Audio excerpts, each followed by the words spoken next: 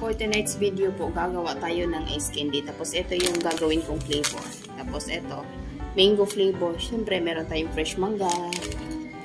And then, itong another din natin pang flavor, yung macaulay. Plastic, tsaka cornstarch. Ayan. Mix-mix lang natin to. Hindi ko masyadong dinurog yung yung flavor ko na mangga.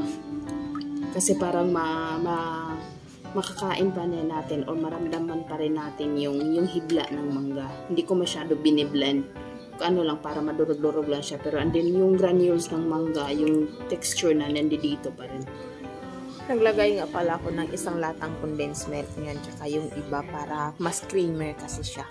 Mix-mix lang natin para yung sugar na inad ko,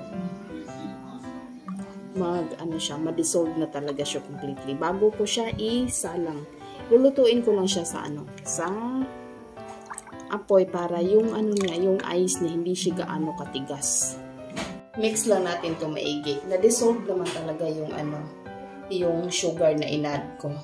Ayan siya. Pero yung texture ng mangga nandito pa rin, Ayan siya.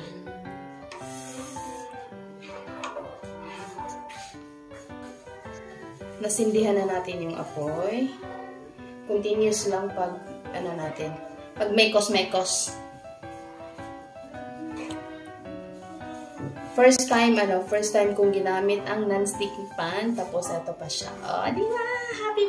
Happy na happy Sinday.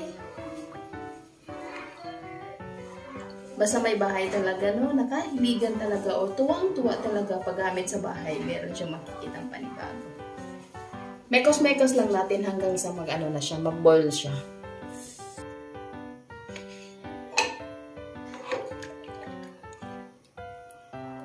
Antayin lang natin yung magkulo siya.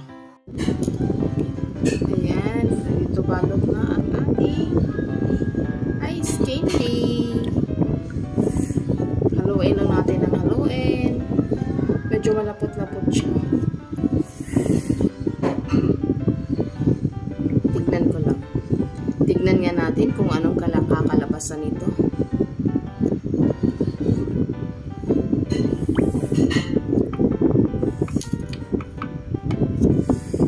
Ito na yung finished product ng aking ice candy.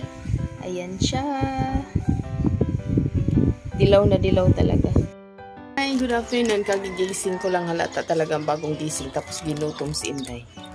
Kumain. Tapos ito yung ice candy niya. O, diba? Kasi sarap niya.